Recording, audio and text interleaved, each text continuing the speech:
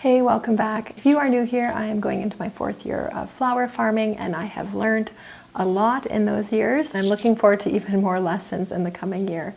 So I think it's really beneficial to look back at where you've come, what you've done, all of the experience, all the different varieties, different methods you've tried, and especially seeds. I'm a bit of a hoarder. I keep all of the seed packets from year to year because it's so nice to have sort of a paper copy of what exact varieties I have grown. I'm not really good with details, so this sort of helps me to remember, or at least is a crutch for me to remember, sort of what I've tried and what I love and what I don't love. So that's what today's video is going to be about, my experience with different varieties. I've done this in the past. I will link below my last year's sort of summary review, what I love, what I don't, what I won't grow again, because it's really interesting to see what works well for some of us out there. And that brings me to my sort of disclaimer. What works for me might not work for you, and what doesn't work for me might work really well for you. I think there are so many different factors involved. Our climates, our experience, our soil, the varieties we're growing, there are so many different factors involved. So just take this with a grain of salt, knowing that this is my experience. If I'm listing one of your favorites as something I might not grow again, no offenses intended. It's just my experience with that specific variety. And again, with my favorites, maybe some of these you don't have great experience with. That's okay. We are all different and all unique. This is just solely my experience. So after going through all of my seed packets from what I've grown previous years, these are my favorites, and I've broken them down into a few different categories. So I've got my focal flowers, my fillers, my spike or line interest, and then lastly I'll be closing with the varieties or flowers that I'm not going to be growing again. So the first category is focal flowers. So my favorite flower that I will definitely be growing again, probably for the rest of my life, are zinnias, and I think that's no surprise to a lot of you out there. They are just a wonderful cut flower, very disease and pest resistant in my area. I know some of you deal with different disease issues with zinnias, but I haven't found that to be the case in my area. We live in a very dry climate. So yeah, zinnias will always be something I grow. I'm actually looking to expand my growing area this year because I have found out, and a lot of you confirmed it, that zinnias are in fact deer resistant. So I'm really excited to add more beds outside of my deer fenced area that I can grow just tons and tons more zinnias to try. So some of my favorite zinnias are Oklahoma salmon. It's a smaller bloom size, but just a beautiful ruffled petal. And salmon is just such a beautiful color. And then of course, Benary's giant coral zinnia was another one of my favorites. Similar color, they really go well together in my opinion, but just a larger, bigger impact of a flower. And then I have two white zinnias that I would recommend that you try. The first one is Isabellina, and this one's a little bit creamier of a white. And then Polar Bear zinnia is a little bit more of a starker contrast, more of a stark white, cooler toned. Okay, so those are my zinnias that I love. Let me know if I'm missing any. I have tried many different over the years, but those are definitely my favorites. Let me know if I need to try some other ones as well. Okay, the next focal flower would be straw flowers, and these are just such a prolific bloomer for me. They do sort of pick up production in the latter part of the summer for me, but they do pump out a little bit in the beginning, so definitely worth the space in my opinion. Some of my favorite straw flowers to grow are the purple red color, creamy white, bright rose, and apricot peach. I think they're just such beautiful flowers. They dry lovely, but even fresh in a bouquet, they are just really unique. I think most people don't really grow them, and a lot of my customers really enjoy having straw flowers. Okay, for sunflowers, this is a funny one for me because I actually don't love sunflowers as cut flowers. If you know anything about sunflowers, you have to pick them when they're quite tight, only when a few of the petals start to sort of open up, just for the longest phase life. And that makes them not as stunning because you're sort of waiting for them to sort of mature in the bouquet, and there's not a big impact when you're selling the bouquet, if that makes sense. Other reasons are they're very large. Even if you're growing them very close together, you can get a little bit smaller of a head. But they're just a little bit more of a clumsy flower and not my favorite to arrange with. But with all that said, I do have favorites that I do want to grow. So cherry rose, lemon sorbet, tall sun gold, and velvet queen. And some of those are single stemmed and some of those are branching. There are two different categories within sunflowers. And I find both of them work for sunflowers. Like I said, And I find both of them work for cut flowers. Like I said, you're just supposed to plant them much, much tighter in order to get a smaller size bloom. So yeah, definitely worth trying some of those varieties, but this is sort of a funny one because as much as I love sunflowers and I'll always grow them, I don't always lean towards them as my number one pick for a bouquet. Okay, the last focal flower that I have to have in my bouquets are cosmos, and afternoon white is one of my favorites. It's just a beautiful, simple, almost daisy look to it, very airy feel. And then cupcake blush, just that soft pink color is just such a beautiful addition, and I think most people love pink. So definitely those two cosmos are some of my favorites. Okay, now getting into filler flowers.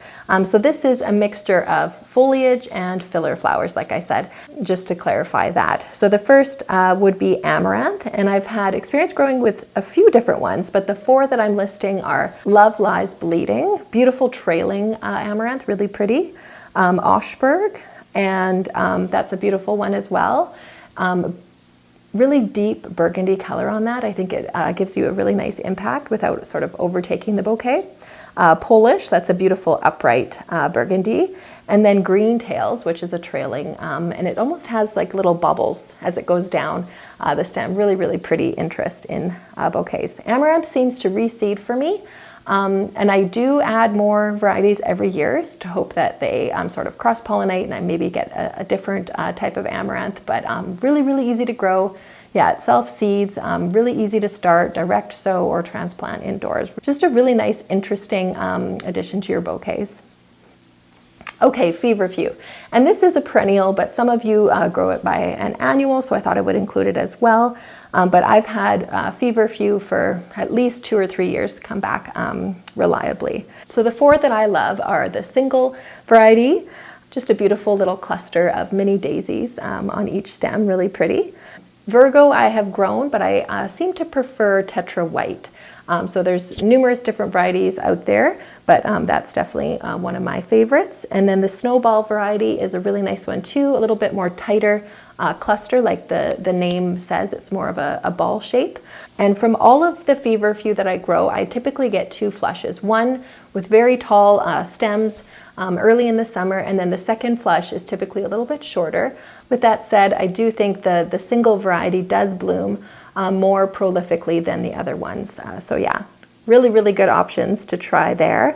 And then yarrow is my next filler flower. So this is also a perennial, but I know a lot of people grow it annually. I have heard that the colors can sort of die off after you've grown it for a few years. So replanting it every few years is a good idea just to keep that bright color variety.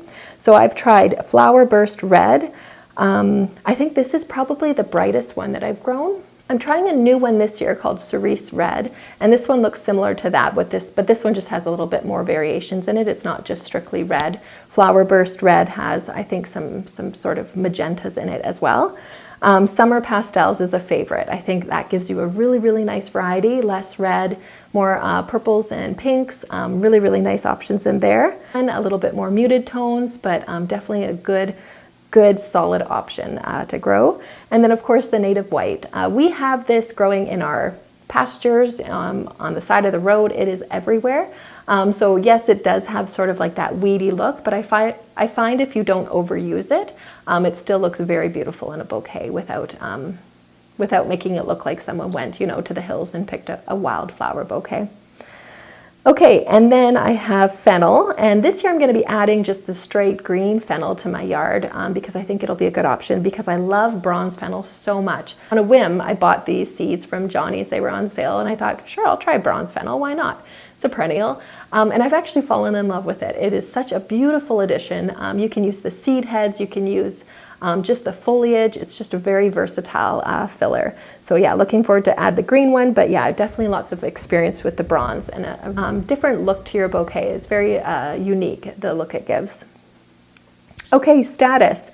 So some status, stay tuned for what I'm not going to be growing again, but some of the ones that I do love for status are the Pastel Mix and Forever Happy. And those are purely color choices. Those colors I just gravitate to a little bit more, the muted colors, maybe more purples and pinks and apricots rather than the Seeker Blue. I just find that bluish purple is a little bit too strong and I'm not going in that direction anymore. Blues I thought were beautiful because it's a little bit more rare, but I don't think I love designing with blue in the garden because it pairs well with yellow, but that's not always a favorite in the color palette world. Going away from some colors, but definitely trying different colors with status too. I did just post a video of some of the seeds that I ordered this year, and one of them was the poker status, which is a little bit more of a different look for a status. Really excited to try that one. Gives you almost that look of celosia. Okay, and then I've got a forget-me-not. That is not your typical forget-me-not. This is the purple myosotis, if I'm pronouncing that right. It was just a really, really interesting, very petite clustered flower, purple like I said, and I really loved having that. It was blooming at really good times, and I was able to add it to my bouquets when I needed just something else to it. Really enjoyed that one as well. Nice surprise. And then the last for a filler flower would be Stock. And I tried the Iron series last year. So I grew rose, apricot, and cherry. And Stock is a cold hardy annual. So knowing that you have to plant it a little bit earlier, I learned that the hard way my first year. And then knowing that it is just a single stem. So you're sort of devoting quite a space for just one stem. But in my opinion, Stock, just the timing of it blooming and the scent and the color and the look of it, right? Those beautiful little ruffles. I thought it was worth devoting a space to that. So definitely enjoyed those. Okay, moving on to the next category, I have my spike or line flowers. So my first one is Purple Orach. And I've heard this being called mountain spinach. I found that interesting. So I think this is edible, but I really liked this because the first year I grew it, it didn't really do much, but then I was pleasantly surprised when it reseeded itself all over. So I had tons of Purple Orach the following year, and it was just way better in its production than the previous year. So I think this plant prefers to sort of reseed itself and grow under its own conditions that it will know to germinate under, rather than us planting and transplanting. Maybe it doesn't like transplanting, that's another thought as well. But I just really love the interest that this added. Just a different texture, clusters of almost like flat discs, if that makes sense, the seed heads. Really, really beautiful plant. I did have some pest pressure on this. I'm not sure what was eating it, but there was a little bit of damage on some of the leaves, which was fine because the seed heads stayed intact and they were beautiful for my bouquet. So definitely use that a lot. Okay, my next spike flower would be snapdragons. I've got a few different to share here. Some of them I started last year and grew on last year, and some of them they actually were from 2 years previous. So it's really exciting and interesting for me to know that snapdragons sort of overwinter here. We are in zone 4 or 5, so definitely we get cold winters, a lot of snow protection, which might help. But it's interesting that a snapdragon can last more than a year, since it is technically an annual in my area, but I was loving that. So here's hoping that it comes back this year, but if not, I am going to be starting more because I can't have enough snapdragons.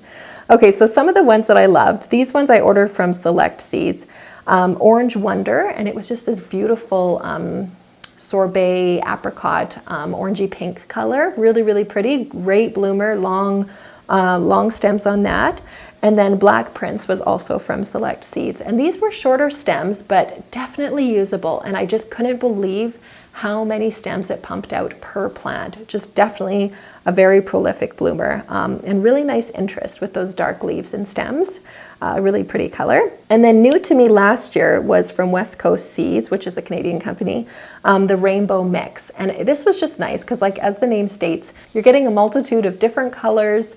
I found that they all had really good stem length, sturdy stems as well, and just a nice variety of colors in that mix. Sometimes mixes aren't always like that, so that was a good find. And then from Stems Flower Farm, I ordered Chantilly Pink, which is a really nice soft pink, almost like a bubblegum pink, very pretty. Really strong stems on this one as well, that Chantilly Pink. And then I did the Tetra Mix. Again, it gave me a lot of purples and pinks and yellows. I think the strongest stems were on this one, the Tetra Mix. But most of my snapdragons had very good stem length and strength. And then the last one is Potomac Yellow. As much as I'm not crazy about yellow, or maybe a surplus of yellow, this yellow was a good one. A little bit more softer, buttery, and easier to arrange with and design with.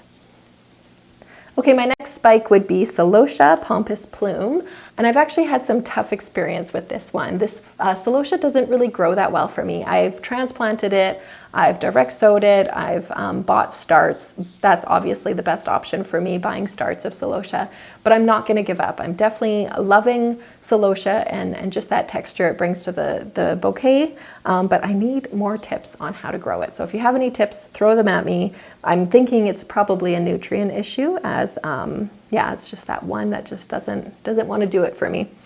But Pompous Plume is definitely my favorite. I bought starts from Home Depot for this one, and I definitely got my bang for my buck because Celosia is just a very productive bloomer. Okay, my last spike flower, it would be Foxglove, and I've grown the Foxy Foxglove from Floret. Beautiful muted pastels, really love that one. And knowing that Foxglove is usually a biannual, you can get a perennial Foxglove as well, but the Foxy Foxglove is a biannual, which means it's focused on foliage and root growth the first year. The second year it's going to be blooming. So my second year with it, it bloomed very, very well. And then I was surprised to find out that my third year with Foxy, it actually gave me a few more stems as well and reseeded a little bit too. So definitely a good one to add to your garden. And then a new one to me last year was Strawberry Summer King. And this is a perennial foxglove. So it says from zones 4 to 8, you can grow this one and it'll come back a little bit more reliably than a biennial. It did give me some beautiful strawberry colored flowers. I would say more pinky than red, but definitely a good one to grow and to try out. Okay, so that wraps up all of my favorites. And now I'm going to get into what I'm not going to be growing again. And again, if these are your favorites, just take it with a grain of salt, right? All of our experience is different, our climates, our soil, and that's a huge factor in my decision making on these. So my first one that I'm not going to be growing again is Agastaki, and I grew Fragrant Delight. And I loved the color of this one. It had this beautiful sort of orangey pinky look to the blooms. But I just wasn't crazy about the actual bloom structure. It seemed like the blooms were lower on the stem, and the interest was sort of hidden when you were arranging with a bouquet, whereas the top of the stem didn't have that much interest on it. So not worth the space that I would dedicate to it. Okay, the second one is Clarkia, and I tried Elegant Salmon, but I think this would apply to all Clarkias. Again, it's because of the bloom structure. You're getting the fresh blooms at the bottom, and then the top, similar to a snapdragon, but for whatever reason, snapdragons look better in the bud form up top. But Clarkia, it seemed like the bottom blooms were blooming, and then the top didn't have that much interest. And then by the time the top was interesting, the bottoms were very wilted or just didn't hold up well in the vase. I just didn't love it. Okay, my next one is Lisianthus, and I know this would shock a lot of you because it is a stunning flower, but there's a few reasons why I'm not going to grow Lisianthus, and I tried the Voyage to Champagne from Johnny's. So first of all, I had to start it so early, and then by the time it was blooming, I only got maybe two flushes from some of the plants, but definitely majority only bloomed once. And the blooms, I will say, were insanely beautiful, like a ruffled rose. Really stunning flower, but I just don't think it's worth the effort. I think we can find so many more different beautiful flowers that don't take as long to grow. It's not that Lisianthus is difficult to grow. I had great germination. Most of the plants made it outside. Most of them bloomed.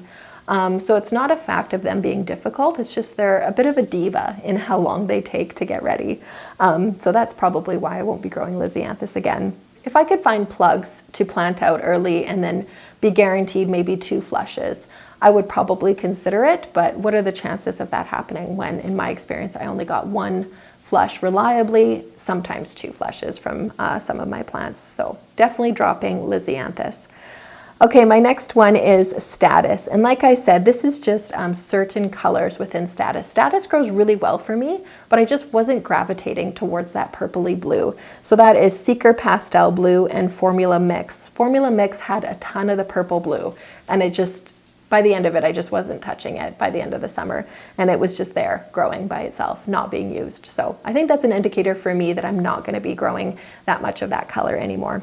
Okay, Cosmos, I did mention a few that I love, but this one I'm not crazy about, Double Click. So yes, it's beautiful. I actually made a really beautiful bouquet at the end of the year with this one, but the blooms were just very, very heavy. Cosmos stems are not strong, and a double Cosmo is very heavy for it. So I just found like they were a little bit more droopy than I would love to have in my bouquet. Okay, Annual Scabiosa. And that's not all of them. So I grew a mix last year, but the purple was the one that really stood out to me that I'm not crazy about. This year I'm going to be growing a berry mix Scabiosa, and I'm really excited about that because it has the burgundy, the pink, and the white. Really, really pretty. But that purple blue was just a pain to sort of deal with and arrange with. Like I said, it's a no-brainer for me to put yellow and blue together, and I just don't think that's a popular color combo for a lot of people. So I'm making bouquets knowing that these aren't going to be super popular, and that just sort of seems counterintuitive to me at least. Okay, my last variety that I'm not going to be growing is poppies. So these are not the perennial poppies. Icelandic are beautiful, Oriental poppies are beautiful. This is the annual poppy. A lot of us call them bread seed poppies. So a lot of them are grown just specifically for their seed head. The bread seed head, if that makes sense. So it doesn't even matter about the flower, but some of them I did grow for the flower. I think the scientific name is Papaver somniferum. So this specific annual variety is just not gonna cut it for me. I found that the blooms themselves were beautiful, but the vase life was very short and they were not prolific bloomers. They sort of petered out once the heat came, which is kind of typical for a poppy. So I devoted a whole bed to them, a 4x8 bed, and I didn't get a ton of cutting off of them. So that for me tells me that they're just not worth growing. I do love the seed heads. I think they're beautiful. That sort of robin's egg blue for the seed head is really pretty, but I just don't think it's worth it when you're only gonna get one per plant, right? Because you're letting it go to seed, you're letting it mature on the stem before you harvest it, and that's just not worth it for me. Well, that wraps up my experience with my last year's summer annuals. I hope that was informative to you, interesting. Let me know in the comments if you agree or disagree, or if you have other zinnias especially that I should be trying. Thank you so much for joining me. Happy growing in the coming season, and I hope to see you next time. Bye.